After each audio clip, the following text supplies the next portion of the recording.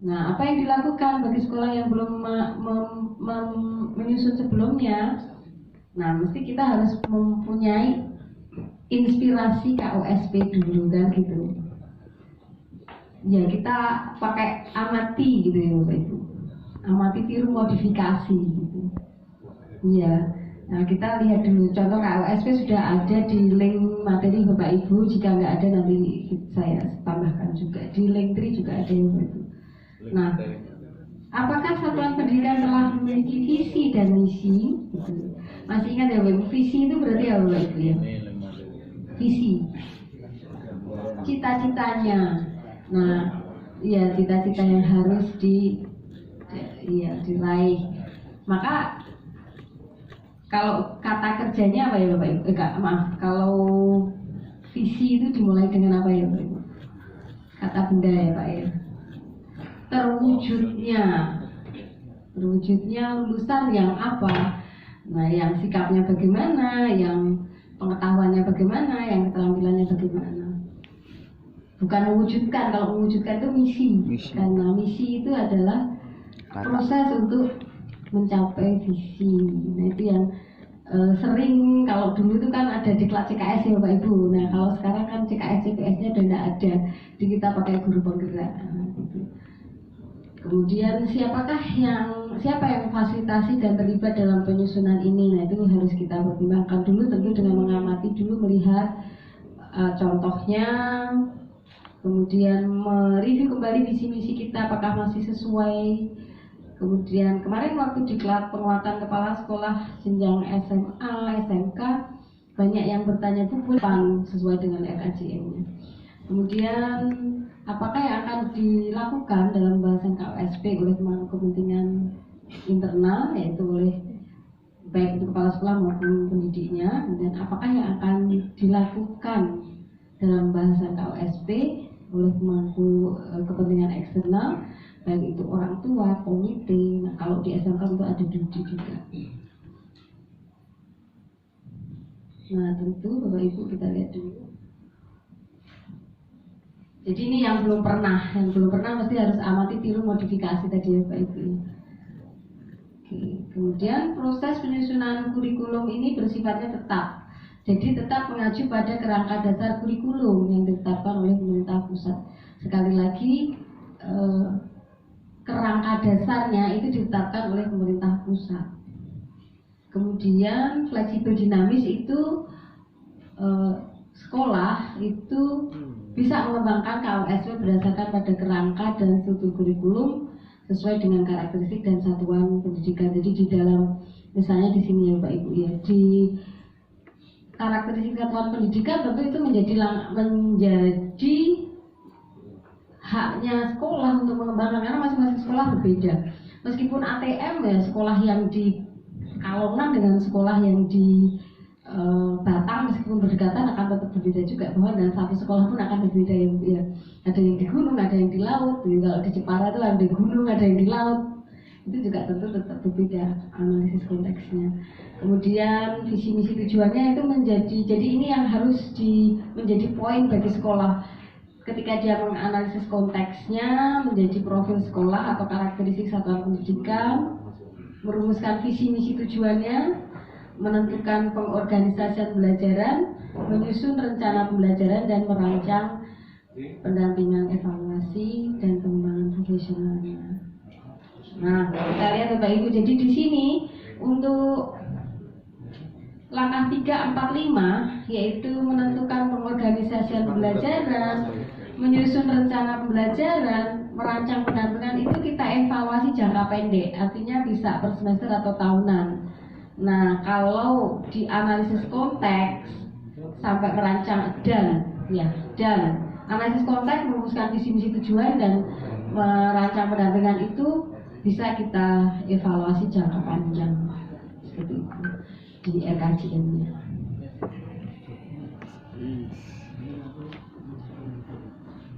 Sampai di sini ditanyakan Bapak Ibu? Nah, kalau bagi yang sudah pernah menyusun KOSP itu di sekolah penggerak ya Bapak Ibu ya, itu bisa melakukan peninjauan dan revisi. Siapa yang memfasilitasi dan terlibat di dalam peninjauan dan revisi ini, Itu Bapak Ibu. Kemudian apakah kurikulumnya sudah yang telah dibuat sudah sesuai dengan kerangka dan ketentuan penyusunannya? Apakah ada proses diskusi atau kerja kolaborasi untuk menyusun KUSP-nya? Dan apakah ada informasi atau pembahasan yang disampaikan kepada orang tua mengenai kurikulum dan program-programnya? Bagaimana strategi yang akan dilakukan untuk mengevaluasi? Nah, khusus untuk SMK ini, karena SMK itu unggulan ya, apakah kurikulumnya masih sesuai dengan kebutuhan dunia kerja dunia industri. Nah, ini langkah-langkah peninjauan revisi kurikulum bagi yang telah memiliki dokumen KUSP ya. Menganalisis konteksnya, meninjau visi misinya, meninjau lagi, menyusun rencana belajar dan merancang pendampingan. Meninjau lagi, kalau kita kan tadi kalau yang belum pernah berarti kita menyusun dengan cara amati tiru modifikasi tadi ya Bapak Ibu ya, dengan melihat contoh KUSP yang telah ada, kita sesuaikan tentu dengan konteks sekolahnya, visi misinya. Nah, ini kurikulum satuan KUSP-nya, kita lihat karakteristiknya. Karakteristik itu dari analisis konteksnya, diperoleh gambaran mengenai karakteristik dari sekolah, meliputi kondisi real dari sekolah itu, termasuk dari peserta didiknya bagaimana, tenaga pendidikannya, ketenaga kependidikan, sosial budaya. Kemudian visi yang menggambarkan bagaimana peserta didik menjadi subjek dalam tujuan jangka panjangnya. Kemudian misinya itu menjawab satuan pendidikan mencapai visi dan tujuan akhir dari kurikulum itu tentu berdampak pada peserta didik dan menggambarkan tahapan-tahapan atau milestone penting dan selaras dengan misinya. Sampai di sini ada yang ditanyakan Bapak Ibu? Nah, ini pengorganisasian untuk pembelajarannya. Jadi, cara satuan pendidikan mengatur muatan kurikulum dalam satu rentang waktu dan beban belajarnya, dan cara mengelola pembelajaran yang mendukung CP dan profil pelajar Pancasila yang mengacu pada SKL. Jadi kalau Bapak Ibu, bedanya kalau di PAUD itu CP dengan profil itu menyatu, tetapi kalau di Dasmen, di SD, SMP, SMA itu kalau di intrakurikuler, berarti kita kemana Bapak Ibu? Kalau ke intra, kita ke CP. CP itu dulu KIKD. Ya, jadi CP tadi dikatakan dalam 3 bentuk. Dia bisa menjadi mata pelajaran yang berdiri sendiri, mulok. Bisa dia terintegrasi di mata pelajaran lain, itu bisa. Atau dia bisa masuk di ekstrakurikuler, itu mulok. Nah, kalau di SMK saya nggak akan bahas. Kurikuler yaitu proyek penguatan profil pelajar Pancasila. Jadi kalau Bapak Ibu lihat di struktur kurikulum kita, kelihatannya jamnya guru berkurang gitu ya Bapak Ibu ya. Kelihatannya jamnya guru berkurang, tapi tidak, karena jam yang lainnya itu masuk di mana Bapak Ibu? Di proyek profil. Dan proyek profil ini boleh berkolaborasi guru. Ya, misalnya guru matematika, guru agama Islam, guru agama Kristen, boleh kalau memang membuat satu proyek profil masih di dalam satu tema. Dan kalau di SMP berapa Bu profilnya, proyeknya? Iya, nah itu waktunya antar tema itu tidak mesti harus sama itu. Iya. Nah, ini untuk kurikuler yaitu proyek penguatan profil pelajar Pancasila, menjelaskan pengelolaan proyek yang mengacu pada profil tahun ajaran tersebut. Ya. Proyek itu terpisah dari intra, gitu Bapak Ibu, kecuali PAUD, ya Bapak Ibu. Jadi kalau pas ada Bapak Ibu punya cucu di PAUD ya beda proyeknya karena dia menyambung di dalam intra. Tetapi kalau di Dasmen enggak, langsung dia terpisah antara intra dan kurikuler. Dan ekstra itu tentu mengembangkan potensi bakat minatnya. Sampai di sini ada yang ditanyakan tentang pengorganisasian pembelajaran? Silahkan Pak.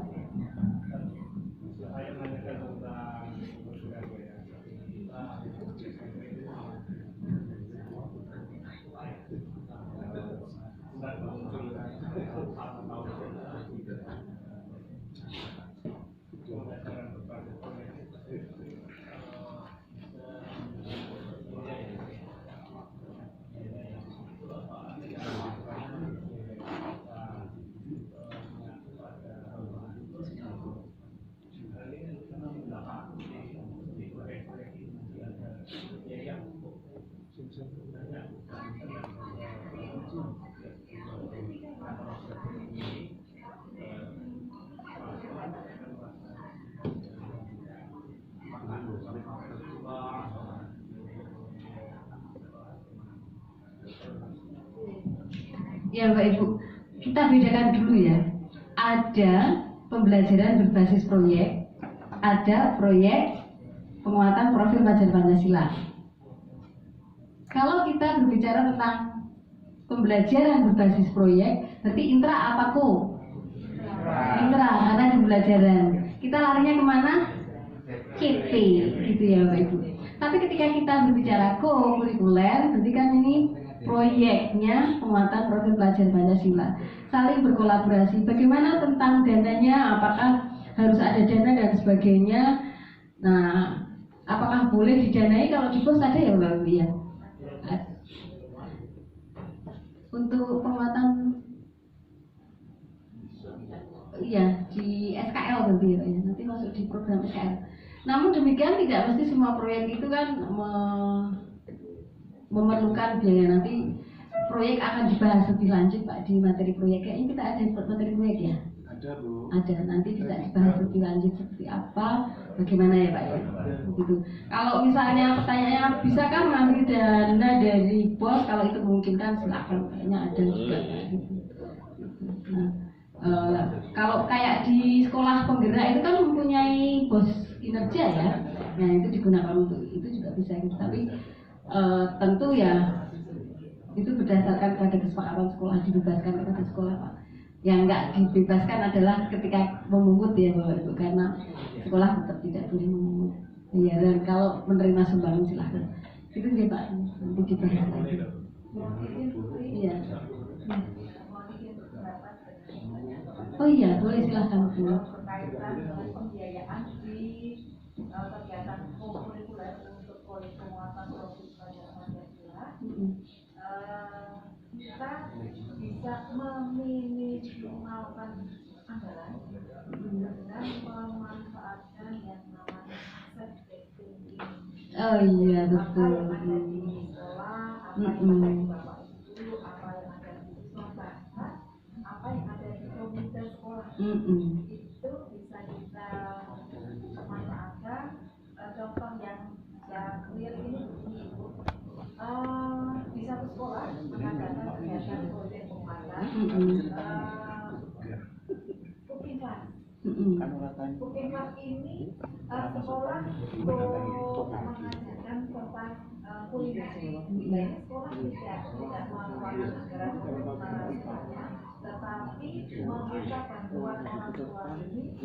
Sekolah punya program ini. Dan orang tua ini dengan senang hati mau menjadi narasumber dengan tidak dibayar.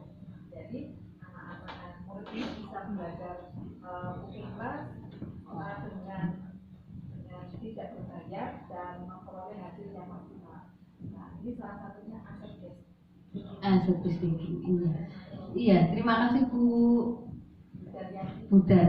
Terima kasih gitu Pak. Jadi memang kalau di guru penggerak itu kan teman-teman guru penggerak itu termasuk dilatih untuk memetakan 7 aset ya Bu ya.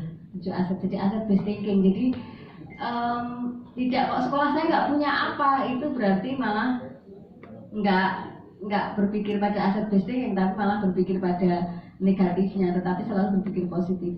Dari 7 pemetaan itu, dari sosialnya, dari politiknya, dari agamanya, dari budayanya, dari SDM-nya, dari sarana prasarana, itu dipetakan. Nah, itu untuk bisa menggunakan 7 sumber daya itu mendukung sekolah, memaksimalkan mereka dan meminimalkan biaya sekolah gitu ya. Gitu Bapak.